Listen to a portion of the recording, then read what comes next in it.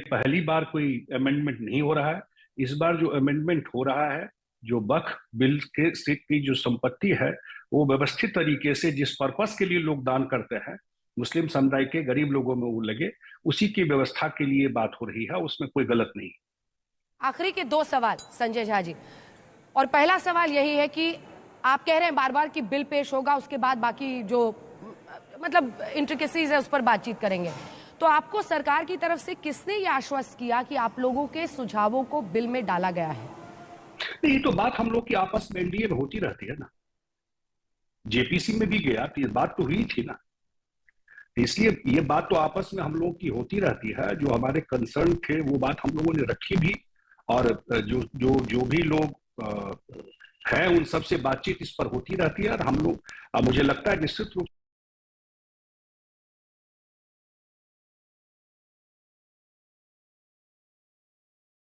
से उन सब बातों को इसमें रखा गया है इस बिल। आखिरी सवाल, बिहार चुनाव में आप इसका कैसा असर देख रहे हैं?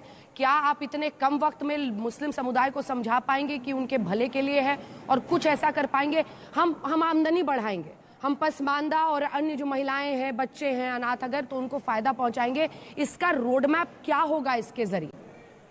एक बार आ जाए, बिल्कुल हम लोग उस समुदाय के बीच में जा करके जो करेक्ट पिक्चर है इससे रिलेटेड, वो बिल्कुल कैंपेन चला के उसके बीच में लेके जाएंगे। और बिहार में हम लोगों का जो ट्रैक रिकॉर्ड है, और चुनाव में हम लोग जाते हैं हमेशा अपने काम और डेवलपमेंट के एजेंडा पे चुनाव हम लोग लड़े, और तभी हम लोग वहां 20 साल से है अपने काम के बदौलत।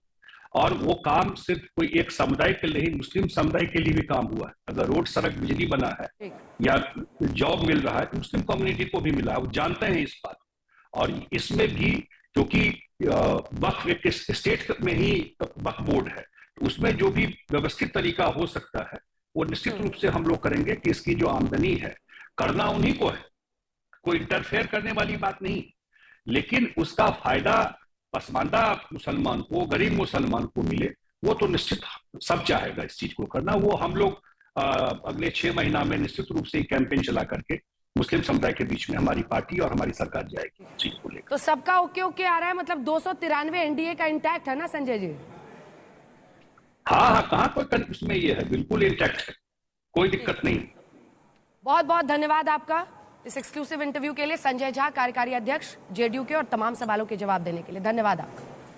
इस बीच बड़ी खबर आ रही है, अपने दर्शकों को बता दें कि इधर एनडीए की भी बैठक चल रही है, उधर नेता प्रतिपक्ष राहुल गांधी भी एक बैठक ले रहे हैं, जिसमें वो तमाम इंडिया गठबंधन के साथियों के साथ ये चर्चा कर रहे हैं कि क्या रणनीति होनी चाहिए। इधर संसद में बीजेपी की अहम बैठक इस वक्त चल रही है, और ये जानकारी हासिल, मतलब किस तरह की रणनीति के साथ उतरना है। सचेतक, उप सचेतकों के साथ किरेन रिजिजू की बैठक है, पूरी स्ट्रैटेजी बन रही है। बीजेपी के लिए आज का दिन बहुत बड़ा है, क्योंकि सरकार एक बहुत बड़ा बिल लेकर आ रही है जिसमें वक्फ संशोधन बिल है।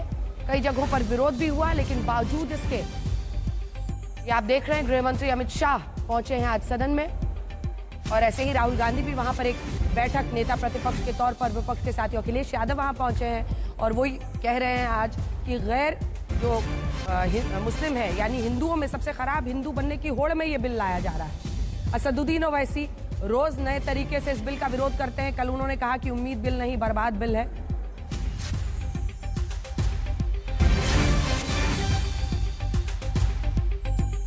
सचेतक, उप सचेतकों के साथ किरेन रिजिजू की बैठक हो रही है। एक बहुत बड़ा पैनल, नॉन स्टॉप कवरेज आज तक पर आप इस विषय पर देखेंगे, क्योंकि ये दिन बहुत बड़ा है। एक बड़ा संशोधन बिल वक्फ का आ रहा है।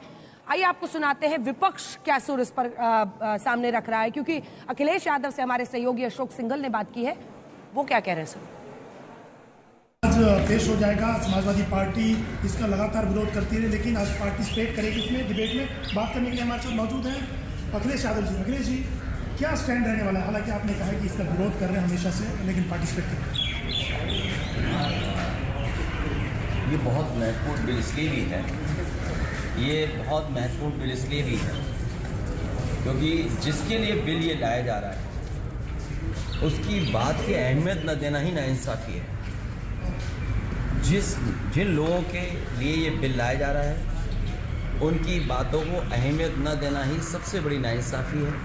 भारतीय जनता पार्टी के अंदर कंपटीशन चल रहा है, मुकाबला चल रहा है, कौन खराब हिंदू हो सकता है वोट बटोरने के लिए। कभी हम लोगों ने डॉक्टर राममनोहर लोहिया जी को पढ़ा था, उन्होंने कहा कि कई हजार सालों से ये बहस छिड़ी हुई है कि कट्टरवाद और उदारवादियों के बीच में समय समय पर हमेशा बहस छिड़ी रही है।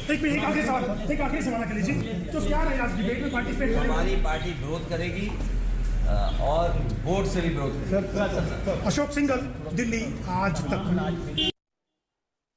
तो आप अखिलेश यादव को सुन रहे थे, वक्त संशोधन बिल को लेकर उनका क्या रुख है, और जाहिर तौर पर पूरे विपक्ष ने एक सुर में कहा है कि वो इसके खिलाफ वोट करेंगे। लेकिन इस बीच कई खास मेहमान आज तक के स्पेशल कवरेज में हमारे साथ जुड़ रहे हैं। हमारे साथ शहजाद पूनावाला, राष्ट्रीय प्रवक्ता बीजेपी के इस खबर पर जुड़ रहे हैं।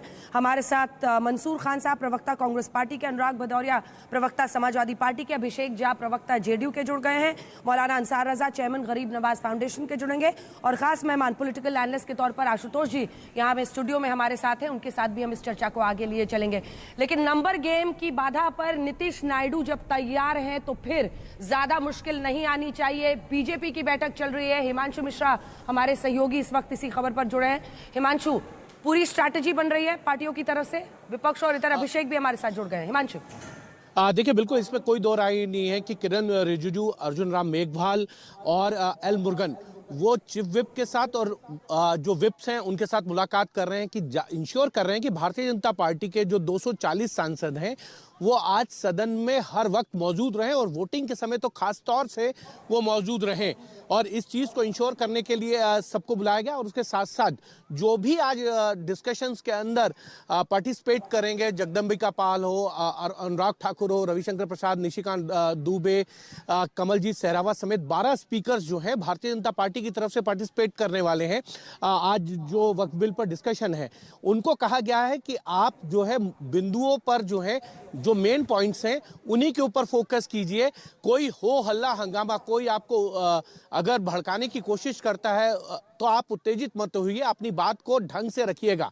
ये सारी चीजें एक स्ट्रेटेजी के तहत। हिमांशु, 4 घंटा 40 मिनट एनडीए को जी 4 घंटा 40 मिनट एनडीए को है, जिसमें से लगभग 4 घंटे जो हैं वो भारतीय जनता पार्टी को मिले हैं। तो अगर देखा जाए तो भारतीय जनता पार्टी के पास बहुत सफिशिएंट टाइम है अपनी बात को रखने के लिए। संख्या बल के अनुसार ही हर पार्टी को जो है बोलने का समय दिया जाता है, जितने घंटे उसमें एलोकेट किए जाते हैं। तो एक चीज ये है। और दूसरी तरफ भारतीय जनता पार्टी ने ये इंश्योर कर लिया है 296 सांसद हैं उनके पास, संख्या बल है 543 में से। तो किसी भी तरीके से भारतीय जनता पार्टी लोकसभा के अंदर उनको मालूम है कि यह बिल पास हो जाएगा। राज्यसभा के लिए भी भारतीय जनता पार्टी ने एक स्ट्रेटेजी बनाई है कल, क्योंकि राज्यसभा में इस बिल को लाया जाएगा। तो भारतीय जनता पार्टी के पास लगभग 100 सांसद खुद के हैं और उसके अलावा एनडीए और अन्य सांसदों को भी भारतीय जनता पार्टी जो है अप्रोच कर रही है कि राज्यसभा में भी जो है भारतीय जनता पार्टी को वक्फ बिल पास कराने में किसी भी तरीके की कोई दिक्कत ना हो। बिल्कुल, अगर राज्यसभा में भी देखिए तो एनडीए के पास 125 है कुल मिलाकर, जिसमें आप बीजेपी, टीडीपी, जेडीयू सबको शामिल करें। इंडिया गठबंधन के पास 88 हैं, लेकिन अन्य 23 भी हैं, याद रखिए, जिसमें वाईएसआर कांग्रेस के साथ है, बीजेडी के साथ है, बीआरएस के 4 है, एआईडीएमके के 4 है और 1 बीएसपी का। दिलचस्प ये पूरा मुकाबला होता हुआ जा रहा है, ये जिसको कहते हैं कि रिजल्ट आउट, क्योंकि टीडीपी और जेडीयू और चिराग पासवान ने खुलकर समर्थन कर दिया है, लेकिन बावजूद इसके इसको सरकार के लिए अग्नि परीक्षा बताया जा रहा है। हमारे साथ हमारे सहयोगी अभिषेक झा भी जुड़े हुए हैं। अभिषेक, ये भी दिलचस्प है, अगर दोनों तरफ से वक्ताओं को आप देखें तो पूर्व कानून मंत्री रविशंकर प्रसाद भी आज इस पर बोल रहे हैं। कानून क्षेत्र से भी जुड़े हुए लोगों को बीजेपी ने सामने रखा है, लेकिन कई जगहों पर मुस्लिम समुदाय और खास तौर पर AI all India Muslim personal law board ने विरोध किया था, वो भी एक कंसर्न रहेगा।